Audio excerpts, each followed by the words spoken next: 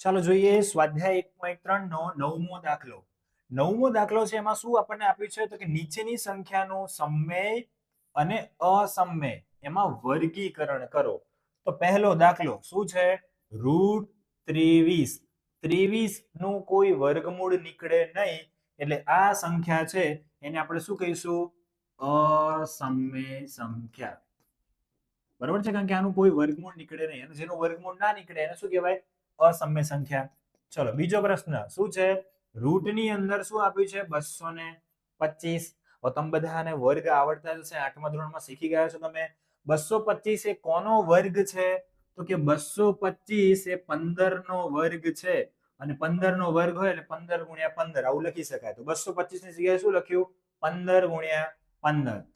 15 ગુણ્યા 15 એટલે 15 નો શું કહેવાય? વર્ગ કહેવાય. અને જ્યારે વર્ગ અને વર્ગમૂળ હોય તો બંને કેન્સલ થઈ જાય તો આન્સર શું આવે? 15. અને 15 ના છેદમાં કંઈ નહીં તો શું કહેવાય? એકડો કહેવાય. તો આ જે સંખ્યા તમને મળી એ સંખ્યા કેવી સંખ્યા છે? સમમેય સંખ્યા છે.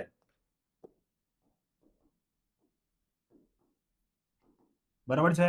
તો આપણે અહીંયા છેલ્લે લખવું લખી શકીએ √225 બરાબર 15. બરોબર, શોર્ટમાં લખવું તો આવું લખી શકાય છે. ચાલો પછી આગળ શું છે? તો અહીંયા પ્રશ્ન નંબર 3 છે. શું આપ્યું છે પ્રશ્ન નંબર 3 માં? તો પ્રશ્ન નંબર 3 તમને આપ્યો છે 0.3796. હવે જો હું આ પોઈન્ટ જે છે એને કાઢી નાખું તો પોઈન્ટની પાછળ કેટલી સંખ્યાઓ છે? 4 સંખ્યા. તો નીચે મીંડા પણ કેટલા આવે? 4 આવે. તો આને આવી રીતે લખાય 3796 છેદમાં 4 મીંડા. બરાબર, પોઈન્ટની પાછળ 4 સંખ્યા એટલે છેદમાં પણ કેટલા મીંડા આવશે? 4 મીંડા આવશે. તો જો આ સંખ્યાને આપણે કયા સ્વરૂપમાં લખી નાખી? P/Q સ્વરૂપમાં. અને જેને પણ P/Q સ્વરૂપમાં લખી શકાય એ શું કહેવાય? સમમેય સંખ્યા કહેવાય. તો આ કેવી સંખ્યા છે? સમમેય સંખ્યા છે. ચાલો એના પછી ચોથો પ્રશ્ન 7.478 478 ડેશ ડેશ ડેશ. તો તમે ધ્યાનથી જુઓ અહીંયા શું રિપીટ થાય છે? 478 478 રિપીટ થાય છે. તો અહીંયા આપણે આવું લખી શકીએ 7.478. તો જો આ કેવી કહેવાય? અનંત આવૃત છે. તો આપણે અહીંયા લખશું કે અનંત આવૃત હોવાથી સમમેય સંખ્યા કહેવાય.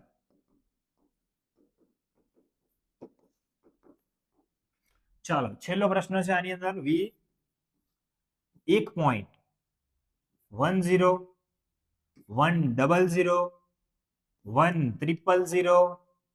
1 4 વખત 0 અને પછી એકડો છે ડેશ ડેશ ડેશ. તો જુઓ 10 10 10 10 એવું રિપીટ થતું હોત તો આપણે કહેત કે ભાઈ અનંત આવૃત છે, એકને એક સંખ્યા રિપીટ થાય છે તો સમમેય કહેત. પણ અહીંયા એકને એક રિપીટ નહીં થતું. પહેલા 10 આવ્યું, પછી શું આવ્યું? 100 આવ્યું, પછી શું આવ્યું? 1000 આવ્યું અને પછી શું આવ્યું? 10,000 આવ્યું. તો એકને એક સંખ્યા રિપીટ થતી નથી. 10 10 10 એવું રિપીટ નહીં થતું. 10 100 1000 10,000. એટલે આ સંખ્યા કેવી કહેવાય? અનંત અનાવૃત છે દશાંશ અભિવ્યક્તિ એની.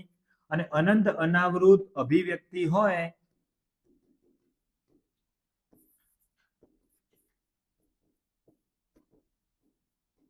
તેથી આપણે એને શું કહીશું?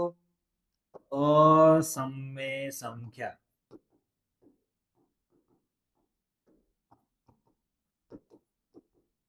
ઓકે, તો અહીંયા આપણો પ્રશ્ન નંબર 9 છે એ પણ પૂરો થાય છે અને આપણું આ જે સ્વાધ્યાય છે 1.3 એ પૂરું થાય છે. તો આવી જ રીતે તમે પ્રેક્ટિસ કરતા રહેજો, વિડીયો જોતા રહેજો. હવે આપણે મળીશું નેક્સ્ટ વિડીયોમાં એટલે કે સ્વાધ્યાય 1.4 ની સાથે. ત્યાં સુધી આવજો. જય હિન્દ, જય ભારત.